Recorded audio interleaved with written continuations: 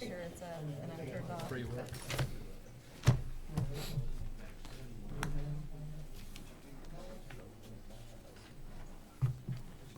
Make sure it's there.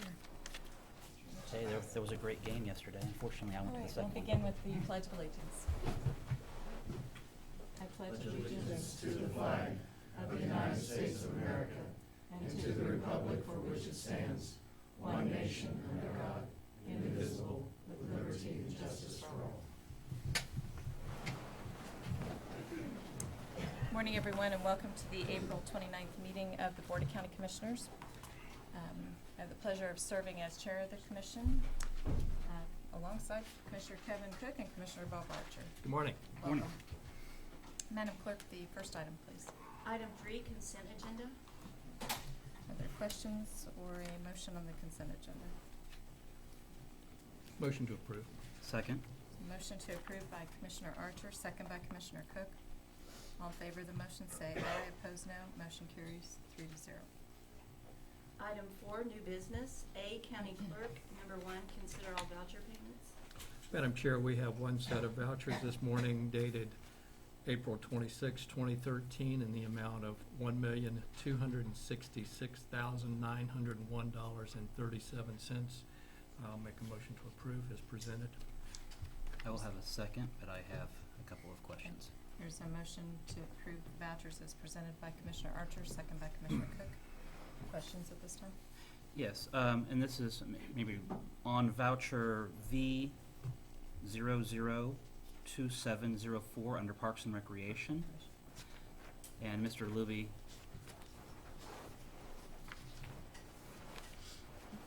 Randy Luby, Parks and Recreation. this is for the billiard supply store, and it appears to be resurfacing the pool table at the Garfield Community Center. Correct. And in researching this, I remember that we had approved a contract with Richard Brown to resurface our pool tables at $225 per table. Yes, we found out after the fact that we technically didn't need a contract because it was a repair service, but I was told that it was for the same amount, so I'm going to ask to pull that and let me double check because staff told me it was the exact same price and it obviously isn't, so let me double check on that. Okay. And I think the clerk's office wants us to use the words hold instead of pull. And so if we will hold that payment. Okay. So is there amendment to the motion then to include that direction to hold that voucher? And second? Second. Okay. And that was the only question that I question? had. All those in favor of the amended motion to approve vouchers, say aye. Opposed, no. Motion carries 3-0. Number 2, consider correction orders. Move approval. Second. There's a second by Commissioner Cook. All in favor of the motion say aye. Opposed, no. Motion carries 3-0. Item B, planning. Number 1, consider approval of resolution number 2013-40, amending the district zoning classification from residential reserve district to planned unit development district on property located at 4950 Southeast Adams Street in Topeka Township for a specialty engine restoration business.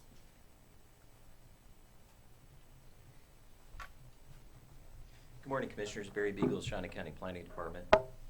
Give me for a moment as I try to get myself organized here. Okay, the first item is a request by Jesse and Jamie Prather. Has indicated they are seeking to reclassify 5.2 acres of a 10.45 acre parcel that they own at 4950 Southeast Adams Street from RR1 Residential Reserve District to PUD Planned Unit Development District.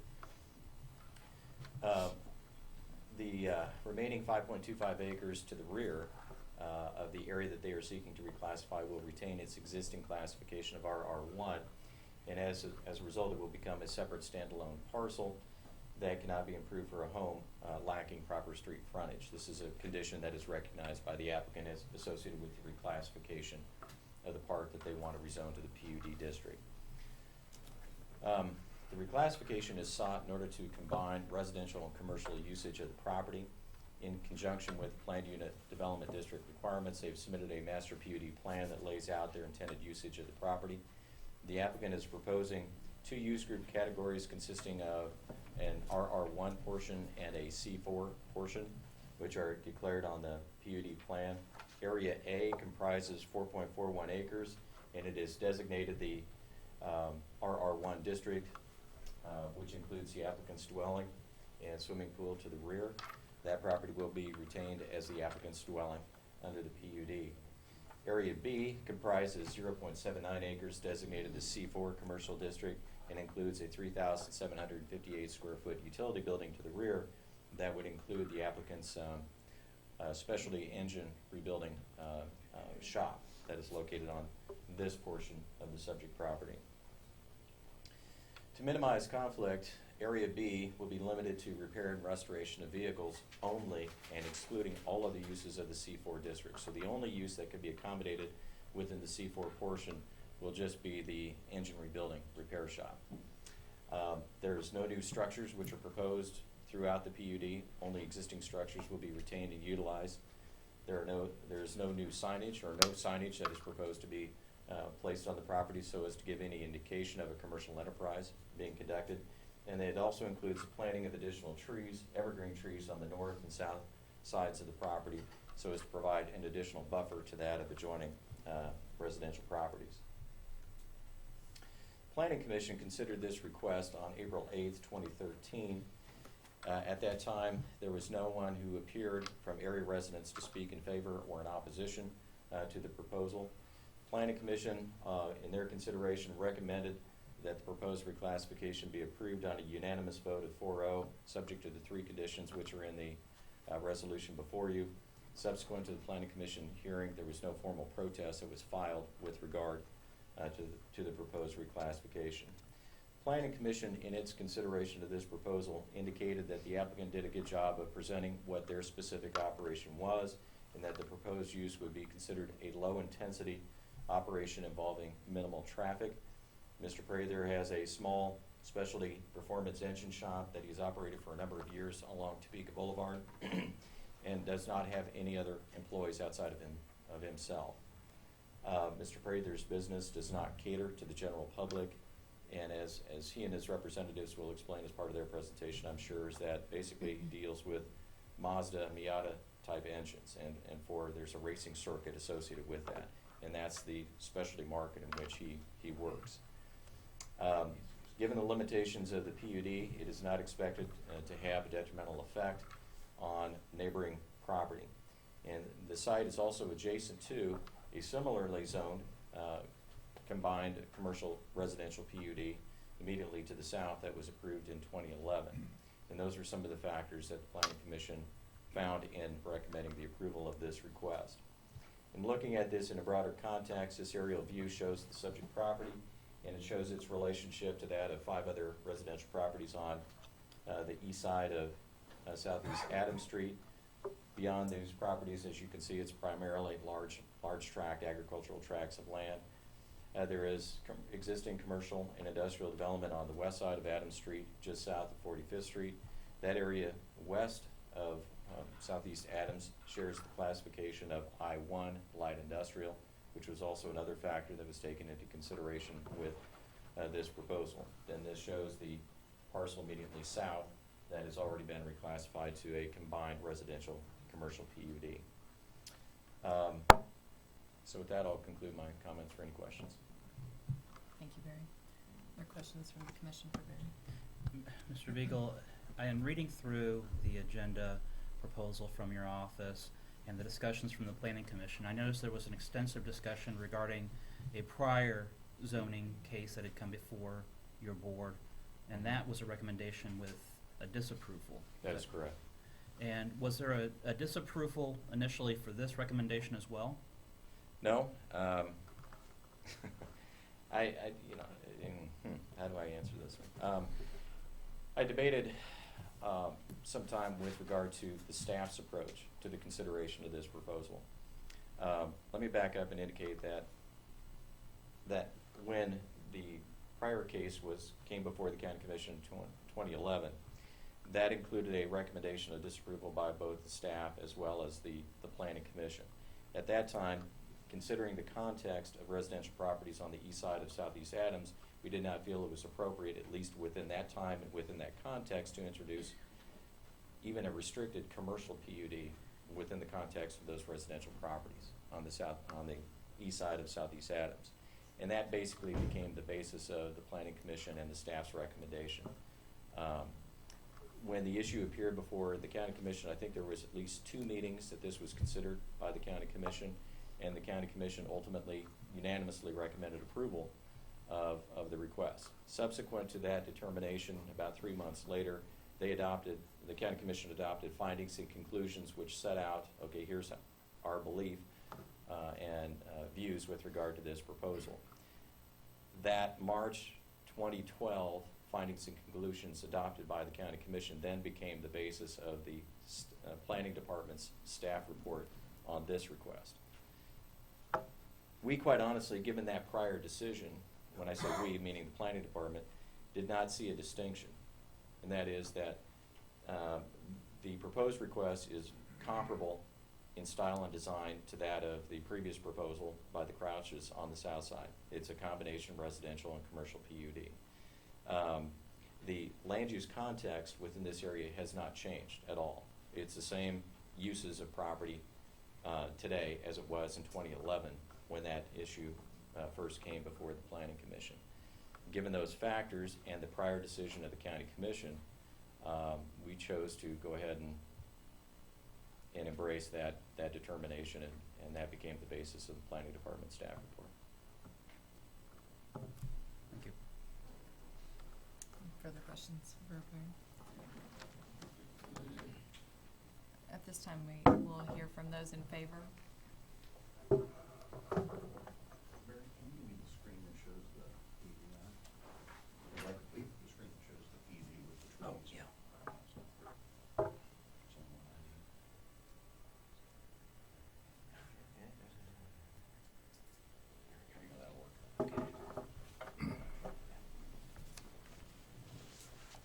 Good morning, Vernon Jarbo. I'm here on behalf of the applicants. The Prathers are both present, and Ben Kramer, the engineer who did the design work for the PUD, is present to answer questions. I'm also advised by the Prathers that they personally dug was it 45? 48 holes and planted the trees. They're required as part of this PUD in order to acknowledge their responsibility and indicate that they are fully intentioned in carrying this out. As Mr. Beagle indicated, Mr. Prather's business is, if anything, more innocuous than the Crouch business, because Mr. Prather's customers are so remote, generally speaking, that they rarely, if ever, come to his shop.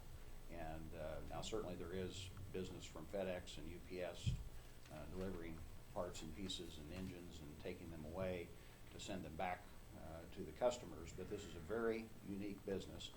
If you want to take a couple minutes and ask Mr. Prather about it, it's fascinating, frankly, because what he does is he builds racing engines. And he has had employees before. He found that he can't have the same quality control that he wants, and his reputation is dependent upon that quality control, and that's why he's a one-man band. And he tells me that he has multiple engines, 5 or 6 usually, in process at some stage. Which is why he needs such a large building. But it's also a very clean business, because you might expect assembling racing engines doesn't tolerate being unclean. He's doing this basically so he can be close to his kids when they come home from school and be there at the house. And it's a very unique opportunity for him. Found the right house with the right size building. And I think Mr. Beagle pretty well described the limitations. He has no intention of making it anything other than what it is, and certainly these restrictions will not permit it. If you have questions of any of us, we think we learned a lot from the Crouch proposal. Mr. Kramer and I both worked on that, as Commissioner Bueller will recall, and we learned a lot from that, and so we hope we've done a good job of putting together something you can approve. Thank you. Questions? If you have questions, Mr. Prather or Mr. I have none. Kramer? Okay. No. Anyone else wanting to speak in favor? If not, those that are opposed? Okay. And probably need to disclose ex parte communications. Are there any? None. None. Okay. No further questions. I'll move to close the public hearing and adopt the resolution. Is there a second? Second. Second by Commissioner Cook. All in favor of the motion say aye, opposed no. Motion carries 3-0. Thank you. Thanks for being here this morning. Number 2, consider approval of resolution number 2013-41, amending the district zoning classification from residential reserve district to commercial district on property located at 7050 Southwest 21st Street in Mission Township for a tree service business. Barry Beagle's Shawnee County Planning Department has indicated this is a request to reclassify a 4.89 acre parcel at 7050 Southwest 21st Street from RR1 Residential Reserve District to the C4 Commercial District. This is in many respects kind of like what I call a piano key lot. It's narrow in width, but it extends for a quarter mile in depth. The subject property is presently occupied by a 606 square foot dwelling, which was constructed in 1930, and a 2,640 square foot utility building to the rear that was constructed in 1980. Gold Star acquired the property in 1986, and shortly thereafter they commenced operation of a contractor's office and shop from the property. So for the past 25 years, the property has been used in violation of its existing zoning and in violation of the zoning regulations. It was as a result of being visited by Custom Tree Care and Mr. Gathers and his attorney and expressing interest in this property that we became aware, the planning department became aware of this prior operation by Gold Star Concrete. We made contact with Gold Star, informed them of the zoning violation, and that's when they explained to us is that they were closing the business and selling the property, which is what brought Custom Tree Care into the picture in this particular case. Well, as a result of their decision to close down and sell, their business came to a close in December 31st of 2012, and so now the property currently sits vacant.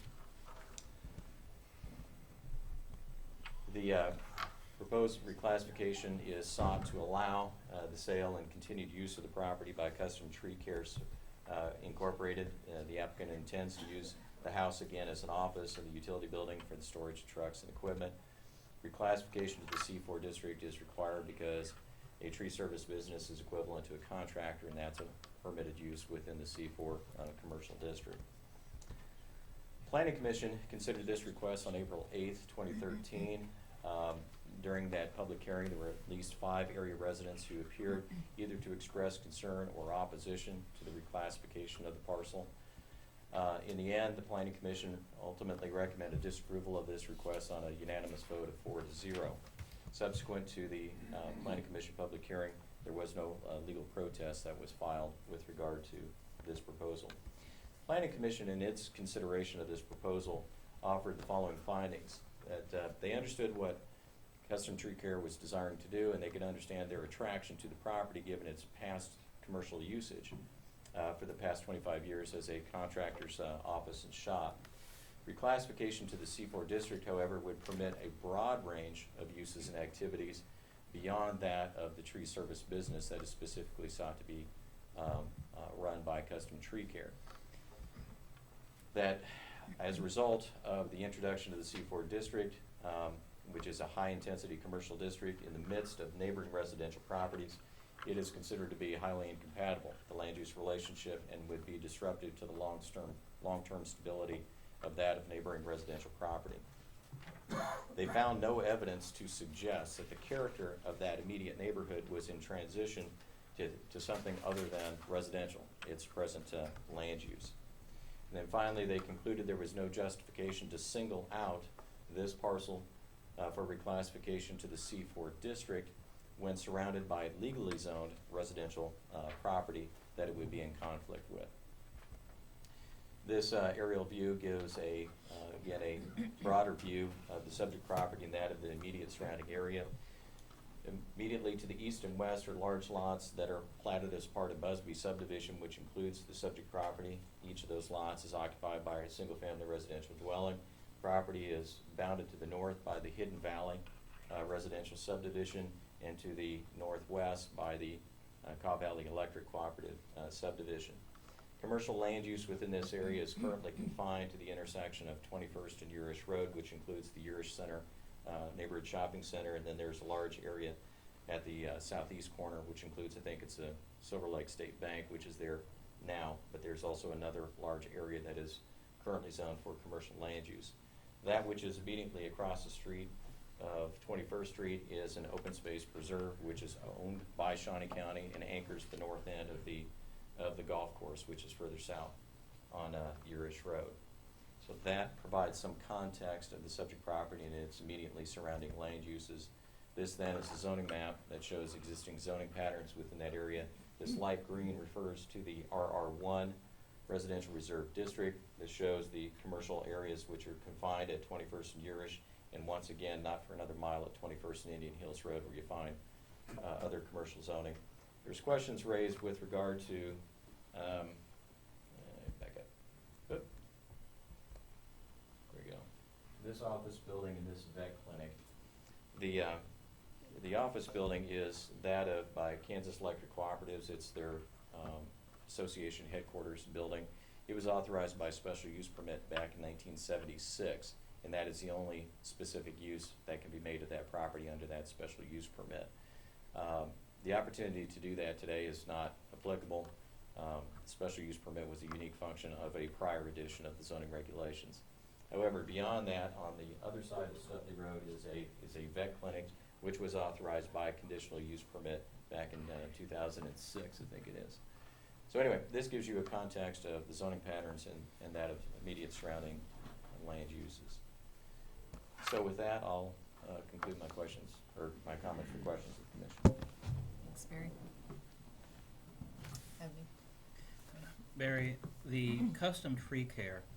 Yes, sir. When reading through, it's my understanding that their current operations, they were not in compliance with where they were at, which is why they were looking for a new location. Correct. And so when they came to this, Gold Star was selling their business or closing down shop. Correct.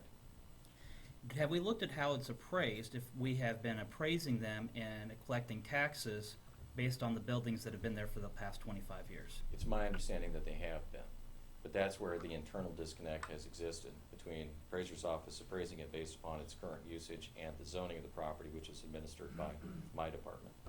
So even But it's my understanding that they have been appraised as a commercial real estate. So even though we've been collecting taxes based on a commercial operation, we've known for 25 years there's a commercial operation there because we're collecting taxes on it. Nobody from your office knew, Correct. and that's because your department is one that goes as it brings it to it instead of going out and looking for it. Well, again, the limitations of the planning department is I have one zoning administrator for 550 square miles. That she does not have the time and the opportunity just to drive up and down roadways to try to find violations. The only way that we become aware of violations is when they're brought to our attention by a complaint. Now, if in the process of us going about doing our business, we come across what appears to be a violation of property, we will go ahead and make contact with it. But the Shawnee County Planning Department came into being in 2003. This has been in place since 1986. I have no idea in the intervening time, what people knew or what they did not know. We are internally, since we've created the Shawnee County Planning Department, we have fostered better communications between our office and that of the appraiser's office, especially if they detect new structures which are being built, that they will in turn let us know that, okay, well, we're finding a new structure out here for which we do not have a corresponding building permit. But when it comes to some of these older uses, So within your operation, within your department, based on the limitations of your department, you have no way of going out and seeking out properties that are not in compliance. correct. Okay. If you could, for a moment, contrast this with our Hills discussion that we had a couple of weeks ago. Hills was not in compliance. They had not been in compliance for a number of years. And at that time, you recommended that they be recommended for a change. In the context of that specific request, those two parcels that were sought to be reclassified for hills were immediately adjacent to the campus. And so the campus was the dominant land use within that specific area. The absorption of those two parcels were felt to be consistent with the overall land use patterns and the manner in which those properties were used and the manner in which they would have been incorporated into the Hills campus. In this particular case, this area has never been anything other than residential. And so there was no reason to justify singling out that parcel for reclassification to something other than residential. And I guess, just for a moment, going back to this, how we've been taxing it, if we do not approve this request, and Gold Star is trying to sell their land, and it's not allowed for anything other than residence, shouldn't we be reclassifying how it's valued? Correct. Well, I'm assuming that with their next, I don't get involved with the daily operations or the internal operations of the appraiser's office, so I don't know what their cycles are for investigating property and so forth.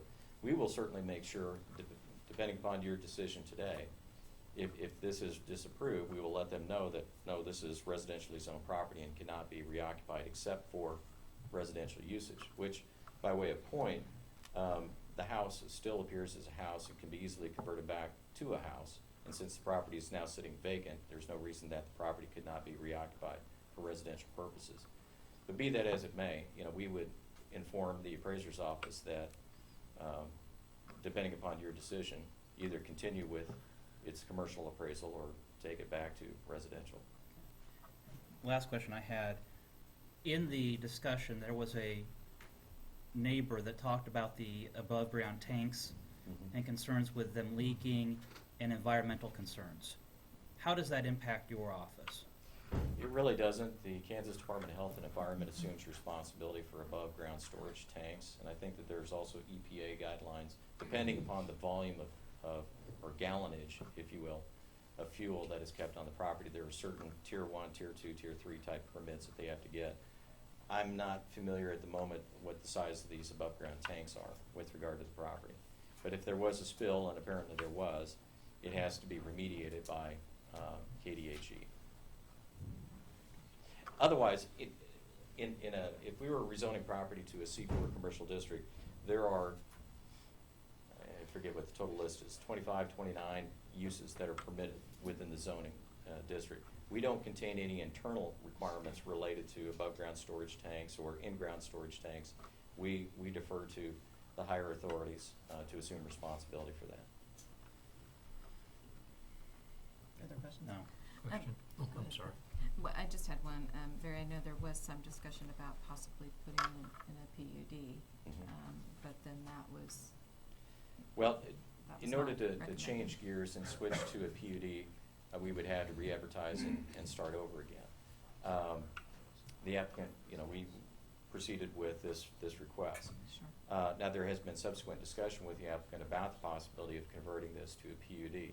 The only problem is that now if they withdraw it, or the county commission acts to deny it, there is a 1-year refiling limitation period that exists within the zoning regulations. So this property could not be the subject of another application for rezoning for 1 year.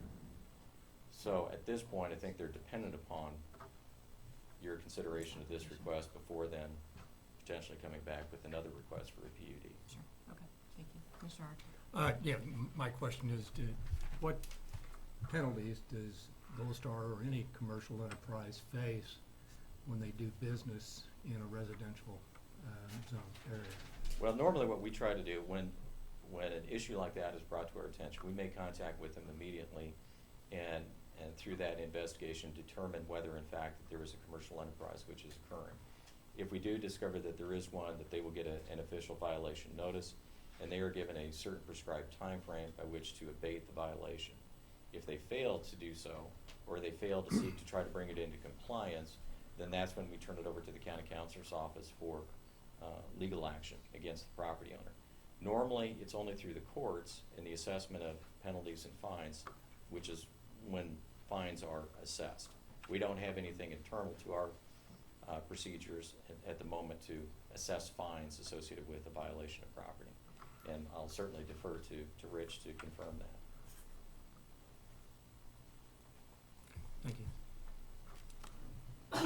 time we'll hear from those in favor.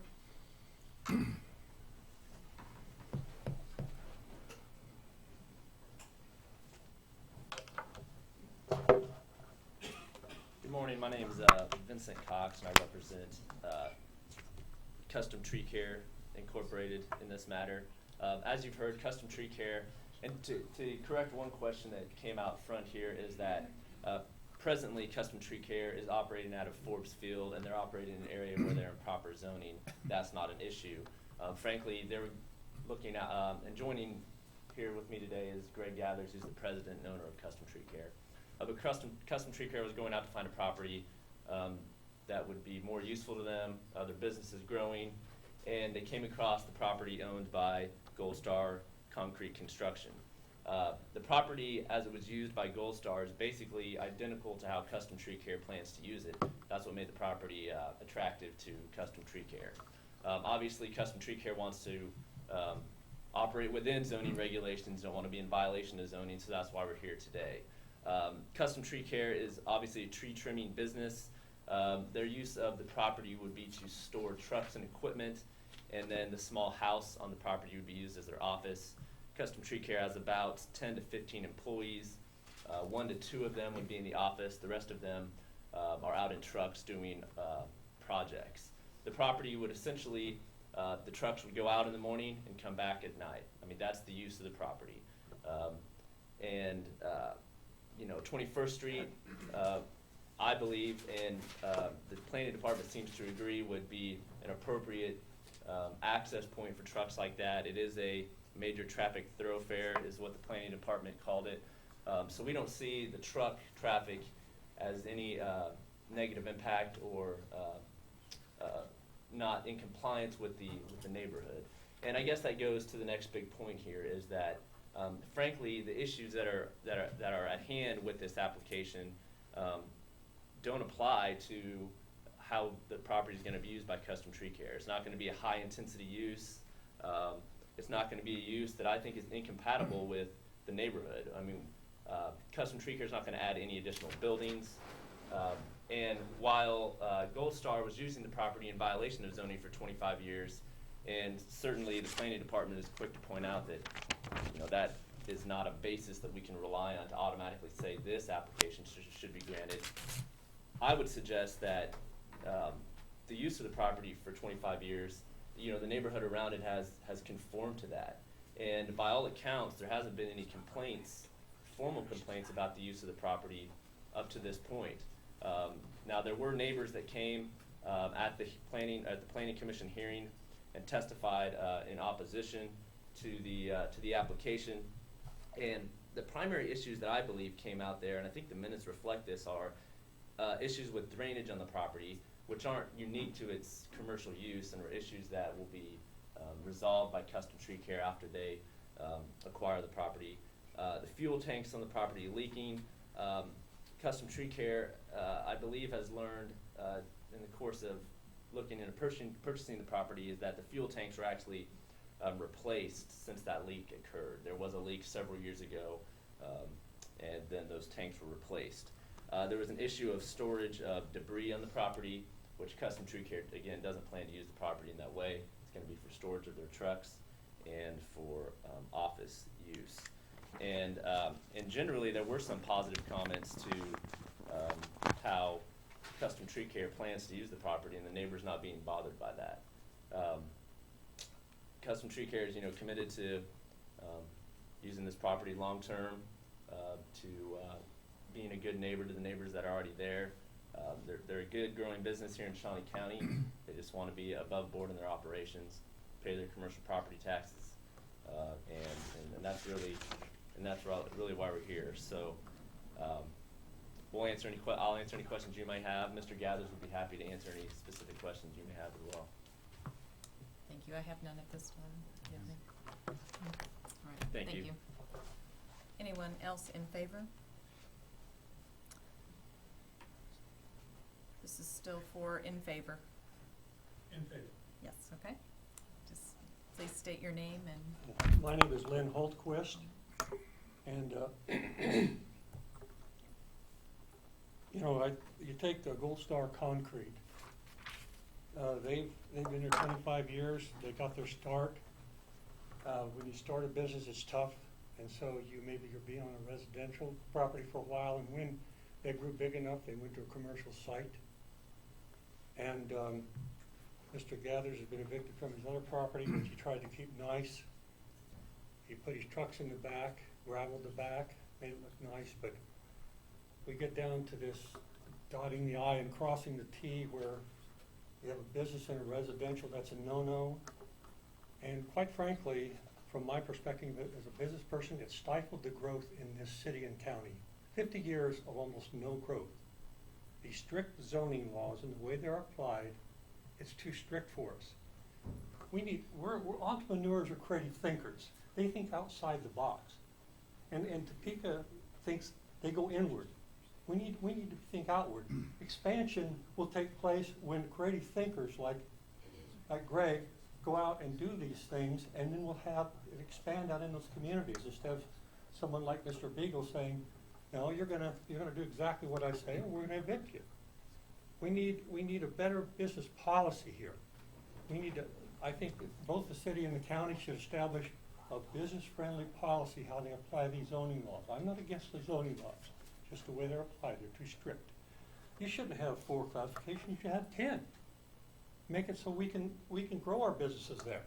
And if they outgrow the location, we can move to some kind of an area where industry is accepted. But his kind of business is like agriculture, and it deserves to be there. So that's my perspective. I wish really the zoning laws were used as a guide instead of a rule book. And then when you do have somebody in there that's really abusing their place, they can come down on them. But when you've got somebody like him, he's Entrepreneur of the Year. This man is going to be good for the community. We don't want to have a regressive policy. We need a progressive policy that's going to allow someone like him and other businesses and invite them to come here. Why would businesses come if your county and the city aren't even behind you? You have to walk through all these laws and jump through all the hoops to have your business here, and oh yeah, you're relegated to this little section over here where the property taxes are high and the land's high. That isn't the way you get started in a small business. So I hope you'll consider these things. I just feel like we've been stifled here for too long. We've been too strict for too long. I'm one of these casualties. You know, my lawyer told me then that I had a right to be where I was at. I had a nursery. There was a barn there. It was agricultural. I was raising plants, selling plants. But when anything I mentioned to Mr. Beagle, no, no, no, no, no. And so this is what you get instead of him helping you. You take this guy. I haven't even met this guy. That had this thing with the motorcycles down there. I talked to a lawyer that was there, and he said all they had to do was reroute it into the woods to get the noise down. They could have worked. Mr. Beaver could have helped with that. Make sure you're addressing your comments to the commission, because the commission makes most of those decisions. And Well, I so know he's Mr. just Beagle. staff, but you're the one that lets him do this. I think he's a little bit too strict. Please make your Okay. comments to the commission. Okay. Well, and then the gravel road. Oh, there was dust. You know, if you got 50 people showing up the first month and the second month, you have 100 people, you know, the county sooner or later is going to oil that road because it's going to be good for the Topeka, good for the people coming in. And so we need to think a little bit more progressive and business friendly. You know, set up a business friendly policy, define what it is, and then try to implement. There'll be some ups and downs about it, but it's been too strict for too long. So that's what I have to say. I recommend this, and the other thing is to move this from a classification of R1 to C4 is too strict. It's too broad. It should have been a lower class from R1, but he said he doesn't fit in. Well, he should fit in somewhere because he's not an industrial where he's going to have a sewage plant there or he's going to have a big car lot there. He isn't that. He's a tree trimmer, and he should be allowed to be there. That's my comments. Thank you. Anyone else in favor? Those opposed?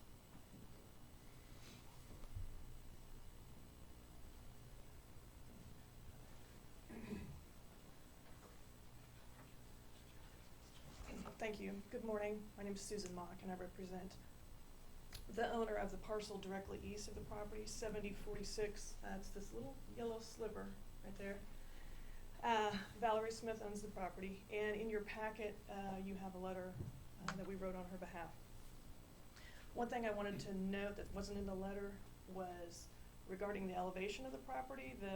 Mr. Beagle's maps don't show that as well as the issues reflected. 7050, the parcel in question, sits up much higher than the other properties, and particularly the one at 7046. There's also a very large mound of stuff. I don't know if it's earth or debris, and the water, from the comments at the planning commission meeting, that the water just whooshes off. The people back here have built a berm to try and protect against the water. Our issues deal with the gravel drive that goes clear from 21st all the way back to the building and surrounding it. Between the truck traffic and the drainage problems, it is really a constant problem. We are one of the neighbors who has done all the complaining about the fuel tanks and the gravel. I have with me today the tenant of our property at 7046. He's not real sure that the tanks have been replaced rather than repainted. And he might speak more specifically to any drainage questions you have. We're not hot about opening the door to such heavy, intense commercial use. We appreciate the fact that Custom Tree Care wants to stay for a long time, but going forward, we have to look at those issues. Thank you for your time.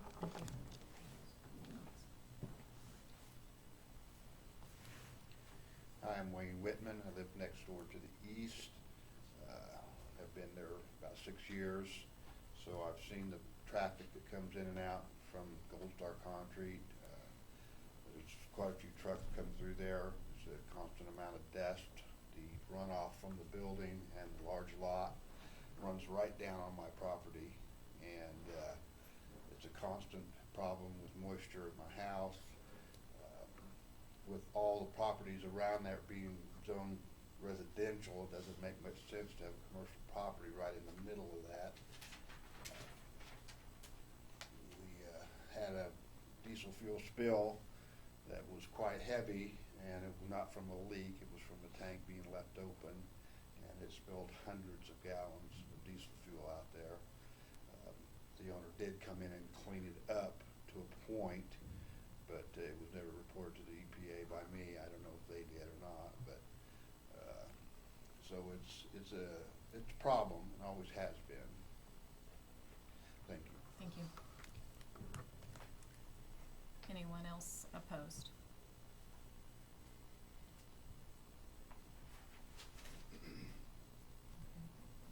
And ex parte communications? No. With Nancy Johnson, who's a member of the Planning Commission. None that I recall. Okay. Any further questions for Barry? Just one. Yes. Barry, in listening to the comments and thinking about this for a moment, are there any grandfathering clauses or provisions where you have a person that's maybe been using it outside of the zoned usage for an exceptional 25-year period? Property doesn't become vested with an illegal non-conforming use.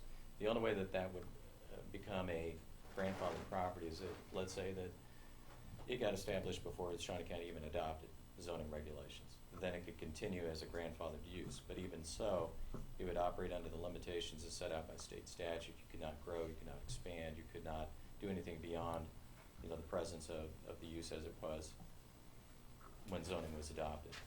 So, no, just the mere fact that it's been there for 25 years does not attach any grandfather rights to it. Okay. One other thing I'd like to just mention is that this particular case, as all of our land use cases that come before the county commission, points up to the fact that we are making these decisions on the fly. And what I mean by that is that we are trying to evaluate a zoning request at a moment in time without considering the broader context of Shawnee County in its totality.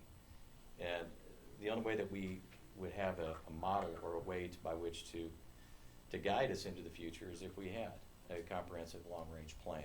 that provides a policy basis by which we can make daily decisions for making land use assessments. It takes the burden off your shoulders as a result of saying, well, should this go commercial or not? If otherwise your limitation is, well, just looking at what's around it today, that doesn't take into consideration what the land use model is 10, 15, 20 years down the road and how well that fits into that. So obviously there's land values which are involved with each and every decision that is made, because one property is going to be impacted either positively or negatively as a result of a land use decision. Generally, they're not, I want to say neutral.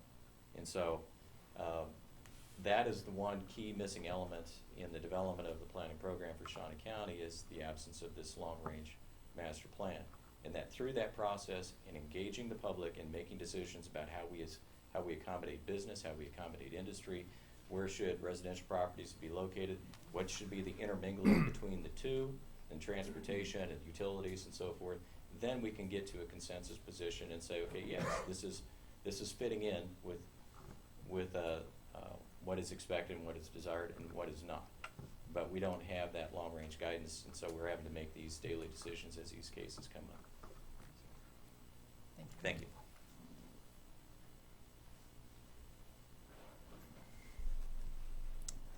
Questions? No, Comments? I do have a comment. Sure.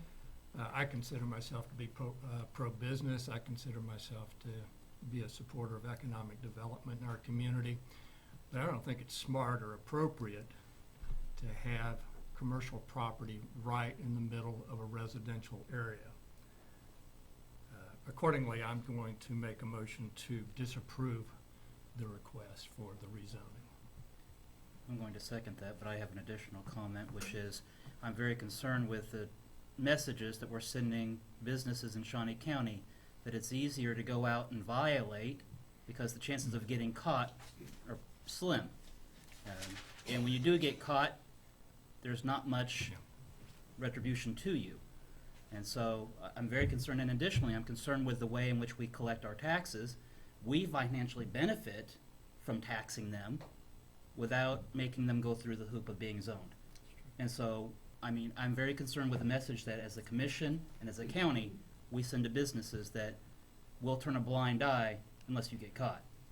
But it does not fit with the usage. I would agree with Mr. Beagle that it's not in an appropriate location. I wish Custom Tree Care the best of luck in finding an appropriate location. There's a motion by Commissioner Archer and to close the public hearing and adopt or disapprove the resolution. There's a second by Commissioner Cook. All in favor of the motion say aye. Opposed, no. Motion carries 3-0. I would have one additional comment. It's been a couple of years since this commission has had any discussion about a comprehensive plan. It went nowhere. So I would suggest with our current commission that discussion take place, and let's see where it goes. Next item, please. Item C, County Councilor.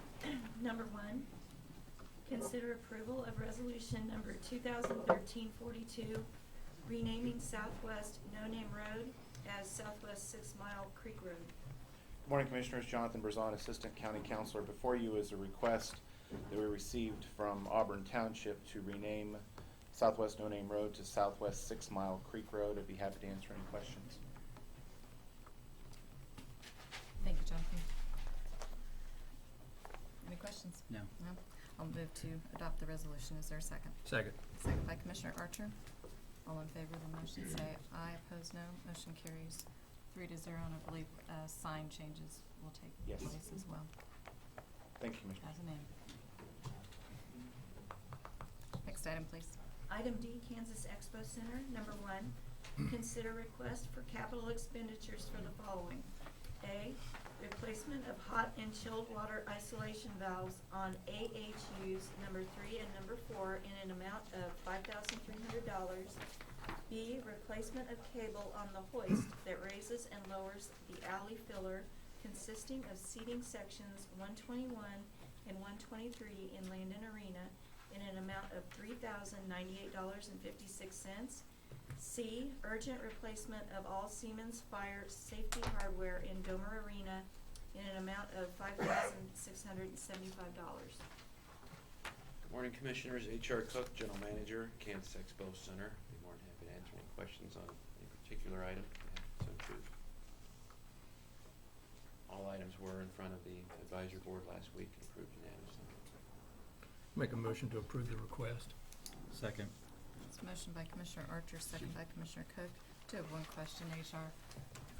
Our balance considerably Getting low. lower this year Getting low. than it compared to last year. Yes. Concerns there? Yes. No, we'll come budget time, we'll find out. Yeah. No. Yeah. Yes, we've had, even last year during budget time, preparation, we've expressed concern that cutting the capital expenditure fund was going to run us a little short, and we estimated probably August or September we would be out of capital. So Okay. All right. we are working on a contingency plan. All right. Thank you. All those in favor say aye. Opposed, no. Motion carries 3-0. Thank you. Thanks. Item E, Weed Department, number 1, consider approval of request to solicit bids for noxious weed control chemicals at an estimated cost between $70,000 to $80,000. Good morning, Commissioners. John Cavis from your Shawnee County Weed Department. These products would be what we cost share, or most of them, 90% of these products is what we cost share to landowners in Shawnee County to control their noxious weeds. The price and requirement is set by statute. Although this is the initial bid, we establish a bid price, it will be way more than $70,000 by the end of the year. It'll be closer to $300,000. Thank you, John. Other questions? Motion to approve. There's a motion to approve by Commissioner Cook, Second. second by Commissioner Archer. All in favor of the motion say aye. Opposed, no. Motion carries 3-0. Number 2, consider authorization and execution of contracts C-244, 2013 through C-248, 2013 for noxious weed control for Dover and Topeka Townships in the Kaw River Drainage District, the Wakarusa Drainage District number 35, and the City of Topeka Utilities Infrastructure Division property. Commissioners, this is where our staff does their weed control work for these entities. We find that it works, a very good working relationship with them. Thank you, John. I'll make a motion to approve. It's a motion to approve by Commissioner Archer Second. and second by Commissioner Cook. All in favor of the motion say aye. Opposed, no. Motion carries 3-0. Thank you. Thanks. Item F, Information Technology, number 1, consider authorization and execution of contract C-249, 2013 with LogMeIn, Inc. to continue the services that allow up to 35 Shawnee County computer users to remotely access their office computers at an annual cost of $1,748.40. Good morning, Commissioners. Pat O'Blaine with the Information Technology Department. Subsequent to us posting this agenda item, we found that there were some folks that wanted to cease using this service. I'd like to ask at this time that we be approved to renew, but give us an opportunity to go through and poll the users and find out who else would like to stop using the service, and to find out if anybody else would like to use those licenses that will be getting freed up. And as a result, we'll come up with a final count. So if we could arrange it to where this would be a not to exceed sort of an arrangement, we would appreciate that. Thanks, Pat. Questions or comments?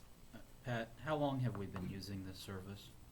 I don't know exactly the number of years, but it's 6, probably 7, some number of years. And have we had any issues with the service or its provider? None that I'm aware of. And the only reason I ask is attached to is the memorandum from the county counselor's office stating concerns with the contract, and I didn't know if The concerns with the contract, I think were standard objections to some of the items that were in that agreement. We have to sign an agreement. We refer to those as a click-through agreement when we're renewing our memberships with certain organizations that do business through the web. And the counselor's office generally identifies any items in those contracts that look like something that might cause problems, but in the grand scheme of things are pretty small by comparison. So that's the purpose of that document.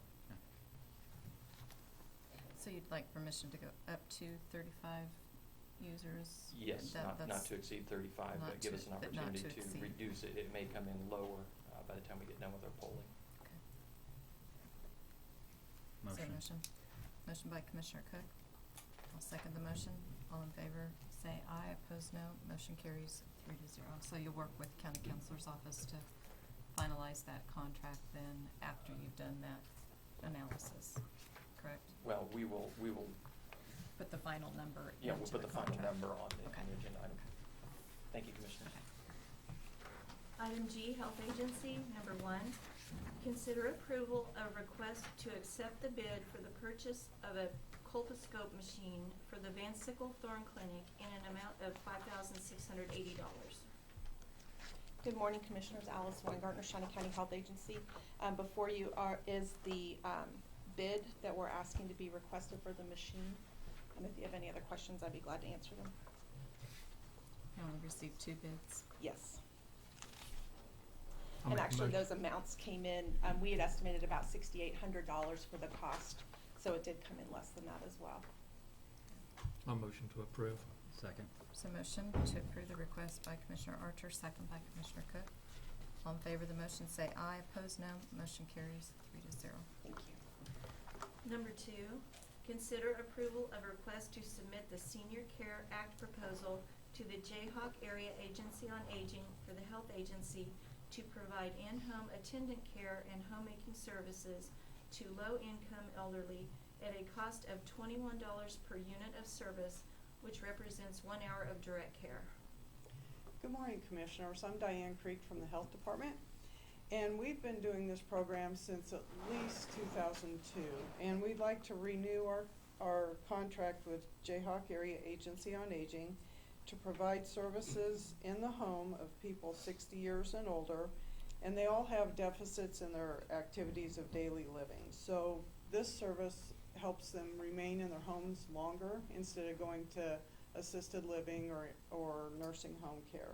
So we do either personal care, which is activities such as bathing or helping people get dressed, and we do homemaking services, which is light housekeeping.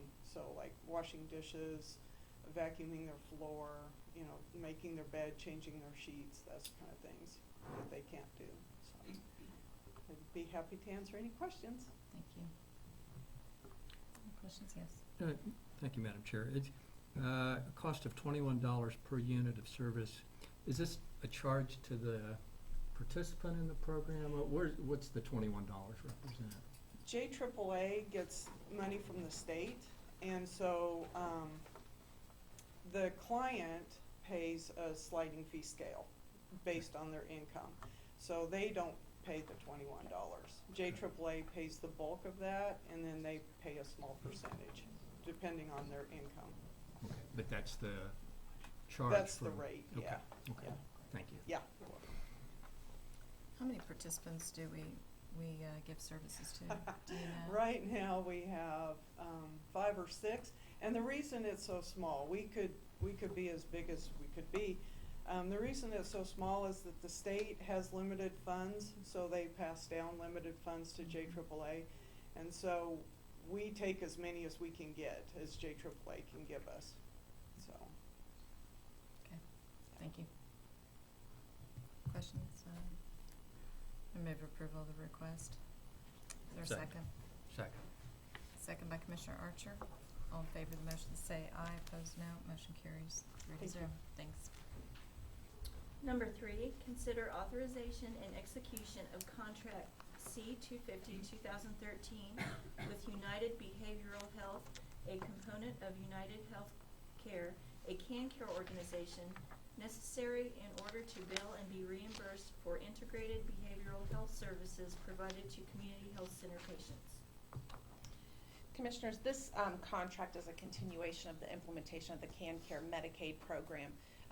This particular company, United Healthcare, has basically outsourced their behavioral health component of their contract through another company, and so this is the contract that will allow us to bill for the behavioral health services that are provided to our patients. I'd be happy to answer any questions. Make a motion to approve. Second. Motion to approve by Commissioner Archer, second by Commissioner Cook. All in favor of the motion say aye. Opposed, no. Motion carries 3-0. Thank you. Thank you, Alice. Item H, Public Works, Solid Waste. Number 1, consider approval of sole source emergency purchase for repair of a refuse truck in a total amount of $6,669.40. Good morning, Commissioners. Tom Block with Public Works and Solid Waste. As mentioned, this is a solid waste issue, and our garage supervisor notified me that we have a solid waste truck in which we've noticed there were some issues with it regarding some noises. We brought it into Diamond International, who is the local certified repair service for Diamond International trucks, and they determined that there was don't ask me to explain exactly what this is, but some things called wishbones that are on a camshaft that were damaged. What those do, I really can't say, but they were damaged, and since they were damaged, it also resulted in some further damage in the engine. We don't have the capability in-house to repair the camshaft. We're not certain the camshaft has to be replaced in full quite yet, but we've listed the price here as if it were to be replaced. The amount of $6,669.40 is if the camshaft and all the resulting work needs to be repaired. It could be less than that if it's determined that the camshaft in itself does not have to be replaced. But we're requesting approval to bring it to Diamond International to have them do the repair work for this item. If there's any questions regarding this, I'd be happy to try to answer them. Thanks, Tom. Any questions? Move to approve. So motion to approve by Commissioner Cook. Second. Second by Commissioner Archer. All in favor of the motion say aye. Opposed, no. Motion carries 3-0. Thank you. Thanks. Item I, Appraiser. Number 1, consider approval of a recommendation of the Land Records Committee to purchase software in an amount of $532.39 for the GIS coordinator. Good morning, Commissioners. I'm standing in for Mark Hickson, who is out on a training exercise this week. He had asked me to address this issue with you. This request was submitted to purchase software for a laptop that was purchased via the Land Records Technology Fund. Initially, we had purchased a replacement laptop, or what we thought was a replacement laptop for use by the GIS coordinator. Subsequent to the purchase, we found out that that wasn't a replacement. They were going to be keeping both units in service. Typically, when we buy a replacement, we'll transfer the licenses for the Microsoft Office suite from the old computer to the new one. But if we're keeping both of those systems in service, we have to purchase an additional Microsoft Office suite and the associated client access licenses. And we also had to purchase an additional full disk encryption license to encrypt the hard drive on that. So that was the reason for the purchase. If you have any questions, I'll be happy to answer those. Thanks, Pat. I'll move approval of the request, and this comes from Land Records Committee, those funds. Yes. Second. Second by Commissioner Cook. All in favor of the motion say aye. Opposed, no. Motion carries 3-0. Thank you, Commissioner. Item J, Human Resources. Number 1, consider approval of the addition of up to 8 hours of vacation to be added to the accumulation of FOP bargaining unit covered employees that worked on February 21st, 2013, snow day. Good morning, Commissioner Jonathan, Shawnee County Human Resources. I'd be happy to answer any questions that you may have had. Just to follow up on our item from the one we did the other day, that excluded the bargaining unit. This one would be including those folks. I believe you received the email from Mr. Marr. He was scheduled to be here, but had a family emergency. So. Motion to approve. Second. Motion to approve by Commissioner Archer, second by Commissioner Cook. All in favor of the motion say aye. Opposed, no. Motion carries 3-0. Thank you, John.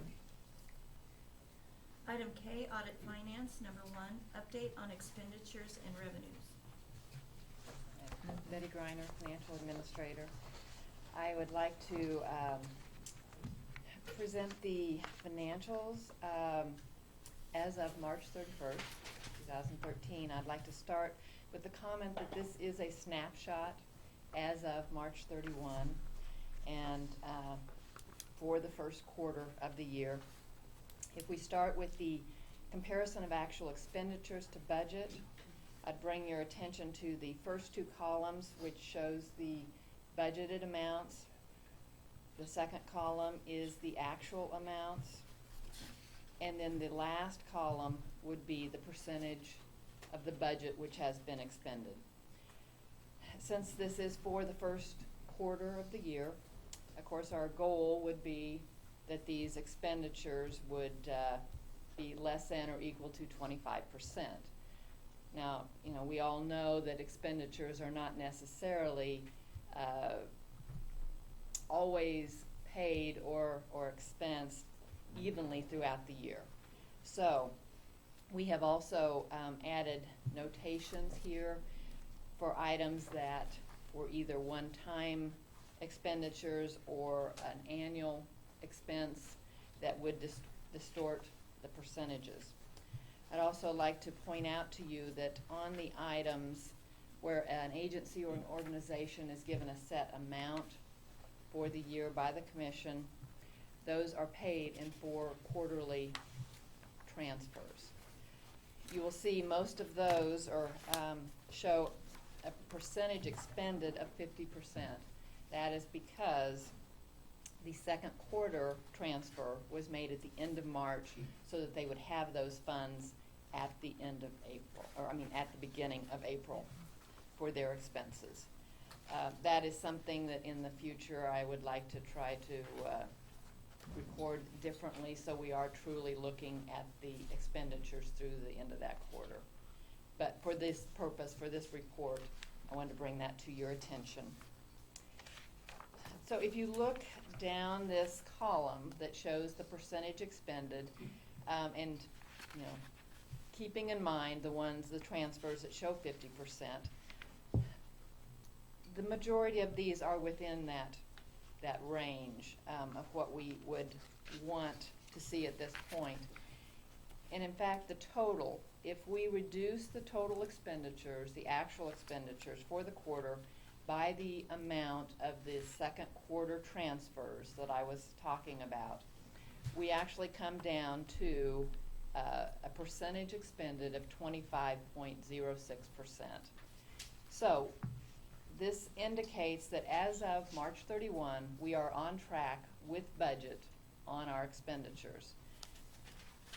Simon in my office has mentioned reworking this report, and that's something we will be looking at in the future, and I would welcome your comments on how we might present a better, a report that would address the issues better.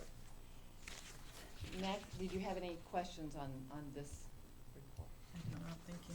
Okay. Next, I'd like to go to the revenue side, and first I would like to look at the revenue there again for the first quarter and compare that to the budget for 2013.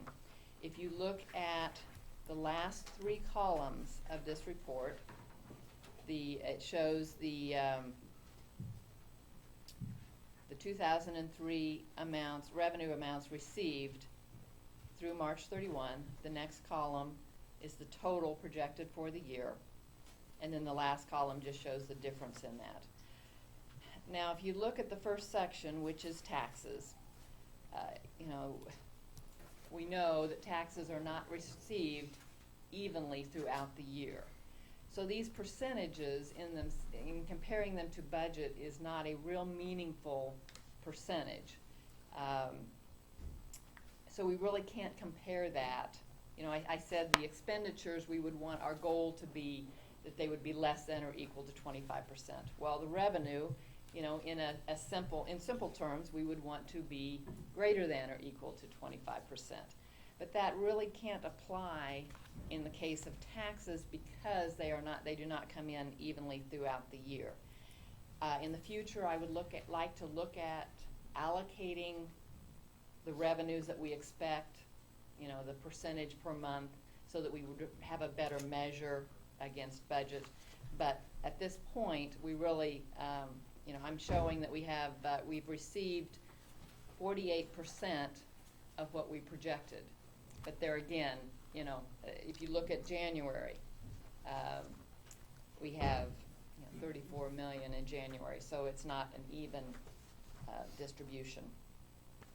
If you go on down to the next category of license fines, fees, and permits, if you look at the one line item, mortgage registration fees, it is significantly higher for the first quarter than we would have anticipated. We are at 88% of the budget for the year, for the first quarter. So there again, we will see how that continues. Most of that was in the month of March. So we will have to see how that continues throughout the year. That brings that whole category to 54% of what we've budgeted for the year. So obviously that area is high right now. The next area is low. The charges for Parks and Rec are at 15% of what we budget, which we would expect because we're in the winter months in that first quarter. We would expect that to increase this next quarter. Let's see, we go down to the next category. There we're at 21%. If we just look at the specific items that are different, two items here that we have. At the very end on the second page, we have the City of Topeka, the amounts received for the Parks and Rec merger. We have received half of what we expect to receive for the year, and that is in compliance with what we expected. So there again, that distorts these percentages. If I take our total revenue for the first 3 months, subtract these items that we really are not evenly distributed, the ad valorem taxes, the special assessments, this revenue from the Parks and Rec merger, and compare that to what the budgeted items were for those items that are more evenly distributed, I come up with 28% of our total. So there again, it looks like at this point in time, we are right on track with budget. The last item, the last report I'd like to bring to your attention is comparing the revenues as of March 31st of this year compared to March 31st of last year. And that is in the last 3 columns of this report. If you look at the ad valorem tax line, we are up 1.78% over last year. Our total for all taxes is up 1.48% from last year. So very much on track with what we experienced last year. As I mentioned, this mortgage registration fees is up significantly. Through March 31st, we're up 123% over last year. So we have a big increase there. And there again, we'll have to see how that continues throughout the year. Also, our penalties and interest is up significantly. We are at 86%. We have an increase of 86% over last year. So that again is much higher. But if we also are comparing to last year in 2012, we had had revenues, a clawback fee of $200,000, which we don't have this year. So, we have to look at what we're comparing. The Park and Rec registrations is up 30% so far this year. And let's see, I've already mentioned the item down here. I've already mentioned the revenue from the Parks and Rec merger that we've received half of so far this year. But that is down from last year, as was agreed. So, when you look at when you compare the 2 columns, that is down, but that is as was agreed. So if you look at our totals, our totals for this year through March 31st, compared to our totals for last year, we have an increase of 1.86%, which this is just for 1 quarter of the year. So there again, to me, we are right on track compared to last year, compared to budget. We had some things that were increased this year over last year. We had some decreases from last year, but they are kind of washing together. So, any questions? Thank you, Commissioner Arthur. Thank you, Madam Chair. I will say I appreciate your pointing out one-time occurrences, because unless we normalize our information, and we've talked about this, Betty, you can't take total annual expenses or total annual revenues, divide them by 12, and then look at them, because they're affected differently during the year. So I appreciate your pointing those out. I hope the only meaningful report, I think, was comparison to last year's revenue. But I would hope that we would work on reporting that gives us information to make decisions. Yes. And that reporting will be based on normalized Yes. revenue and normalized expenses for the year. I absolutely agree, and that is something that my department will work on and trying to get more meaningful information to you. Okay, thank you, Betty, and thank you, Madam Chair. Thank you for your question. Just, I would concur with the comments made by Commissioner Archer. I mean, if we were to take our expenditures and our revenue and look at them as being equal over each quarter, we would have a $67 million surplus at the end of the year. And I think that Commissioner Archer would say that I'm living in his fantasy land. Yes, yes, I think so. Yeah. So I appreciate the report as delivered, and I would concur with the remarks. Thank you. Next item, please. Administrative communications. Commissioners, Tom Block again with Public Works and Solid Waste. This is relation to the Solid Waste Department, and I just wanted to bring to your attention that while I cannot personally confirm this to be true or not, I was recently notified at the end of last week that there are apparently people going around various neighborhoods in the community indicating to individuals that Shawnee County is bringing all its recyclable materials and disposing of them in the landfill. I wanted to let you be aware of that in case you hear anything of that nature. That is simply not true. All the material that we collect from our recycling program goes to the new material recovery facility that we are in contract with Waste Management. We're bringing all our materials up there, and they are disposed of at that facility.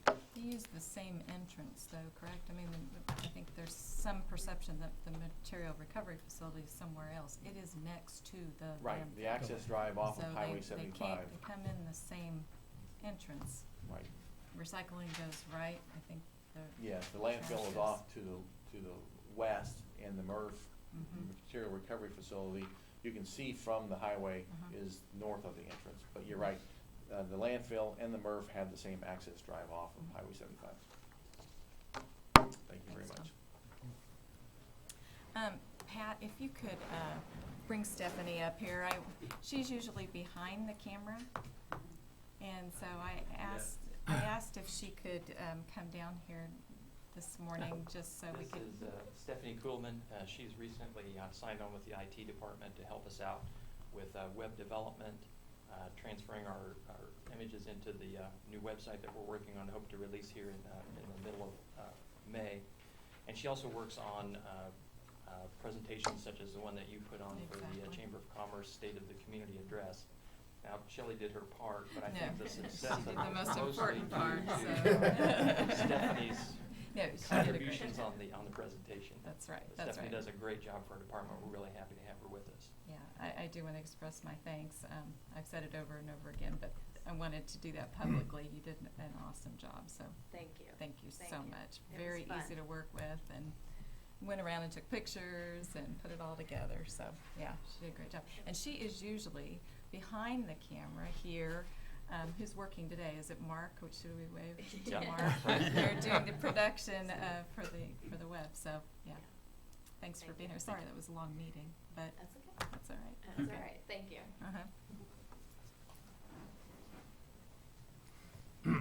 Briefly, I know I brought this up at a previous county commission meeting. We are advancing an amendment to the zoning regulations before the planning commission in May, and it's on special amendments, and this is in regard to off-road racing events, festivals, performances, something like that that maybe only occur once or twice a year. But we've really got no mechanism under the zoning regulations as it currently exists, which is thus the reason why we're doing this amendment. This is now going to the Planning Commission on May 11th. And we just want to once again put the word out.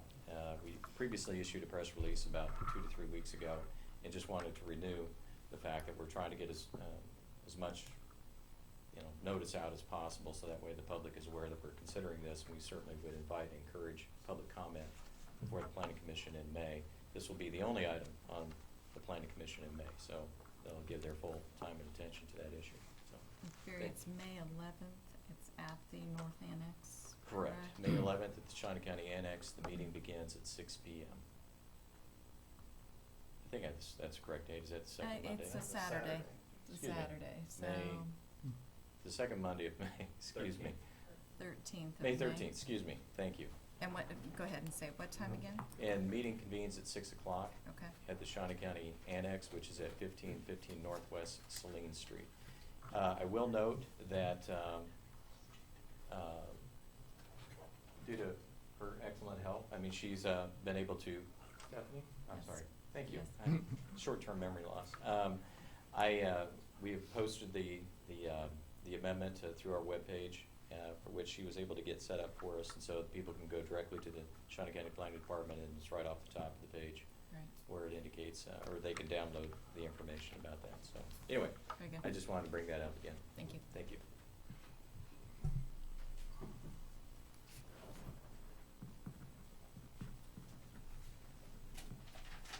Good morning. Good morning, Sheriff. Morning, Sheriff. Herman Jones, Sheriff, Shawnee County. I just want to bring to your attention something very special in recognition of May 12th through the 18th is National Police Week, and May 15th nationally is the day that we look at memorializing those that have given the sacrifice, the ultimate sacrifice across the nation. And normally what you'll probably see officers or individuals with a blue ribbon as concerns for police survivors. We'll issue out blue ribbons or so. We can make those available, but that's basically just specifying that we are supportive of those that have given their ultimate sacrifice. With that, this week there are going to be some services here in Kansas. This Thursday morning at 9 o'clock at the LEC, we have a short service which memorializes those that have given the ultimate sacrifice. And obviously we know that December 16th of last year we had two of our brothers that were killed in line of duty. So we'll have a service for that this Thursday, and then that evening is a candlelight vigil that'll be held on the state grounds at the Law Enforcement Memorial. It starts at 8:30, and that's pretty much presented by the FOP Auxiliary. Following day at noon on the state grounds, there is the state memorial service, or memorial ceremony, that is conducted at the Capitol, and we'll have services there as well. What happens is the two officers' names will be dedicated and placed on the memorial. And then following that, the auxiliary will have a free lunch for the public across the street at Matter Day at church. So I just want to bring that to your attention, so, and you'll see that probably going around. So. Good. Thank you very much. And Sheriff, I know you were flipping pancakes this weekend too. I think we all were at the Combat Air Museum. So we have. I was all flipped out. And then I had an opportunity at 1 o'clock to go to the massing of colors at Gage Park, and representatives from the Park Department were there on plans for the new memorial, and it was a nice afternoon. So lots of participation. Yes. Yeah, I had briefly, that was fun flipping pancakes Saturday morning. Last Friday, your commissioners attended a State of the Community luncheon at Manor Conference Center, and I just wanted to congratulate Madam Chair on a sterling performance in discussing three items that are important to the county. One was the emergency communication system that we're working on. The other was the great success we've had in our recycling program. And the third was the great success that we've had in Parks and Rec consolidation. And I think it's important that everybody realize those successes we've had. So again, job well done. And it sort of reminded me of how fortunate I am and how proud I am to serve on this commission team. So thank you, Madam Chair. Thank you for those comments. I would concur with those remarks. Very well presented. Good, good. I was nervous, very, very nervous, very, very nervous. There's 300 people there. Who gets to do it next year? Who gets to do it next year? No, it's a good opportunity just to look back and see what we all have accomplished. And you know, we don't often do that. And it does give us that chance to kind of look at those opportunities that are before us and remind us that we're working for everybody out there. So, anyway, thank you. Next item, please. Executive sessions. There is a need for non-elected personnel for a period not to exceed 10 minutes. I don't know of any other reasons. Okay, that would be a motion. Second. Second by Commissioner Archer. All in favor of the motion say aye. Opposed, no. Motion carries 3-0. No action anticipated.